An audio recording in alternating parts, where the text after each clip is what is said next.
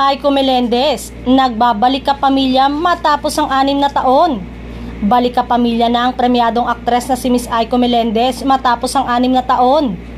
Makakabilang si Miss Aiko sa isang powerhouse cast ng upcoming kapamilya teleserye na Pamilya Sagrado na pagbibidahan ni na Piolo Pascual, Kylie Chari, Gray Fernandez at marami pang iba. Dama ng 48 years old na aktres ang pananabik at saya na muling makapagtrabaho sa ABS-CBN matapos makita sa ilang kapuso drama series mula 2018. Huling napanood si Miss Aiko na nagsisilbi ring konsehala ng ika-5 distrito ng lungsod ng Quezon sa fantasy series na Bagani noong 2018. Bagamat isa pa rin sa mga nagpakilala sa kanya ang papel bilang Emilia na anak ni Julio Ardiente, na ginampanan naman ng isa pang nagbabalik sa Kapamilya Network na si Tirso Cruz III na pinuno rin ng Film Development Council of the Philippines sa Wildflower mula 2017 hanggang 2018. Markado rin ang kanyang pagganap bilang si Kendra sa afternoon series ng GMA Network na Prima Donnas.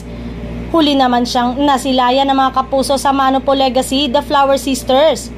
Sa ngayon, hindi pa tukoy ang magiging role ni Miss Aiko pero alam natin ang kanyang kalibre bilang isang mahusay na aktres. Samantala, sumang-ayon sa fan na puro big stars ang kanyang makakasama sa bagong serye ng ABS-CBN Studio na Pamilya Sagrado. Sabi ng isang fan, puro big stars. Agad namang sumang-ayon si Aiko Melendez at sinabing siyang tunay.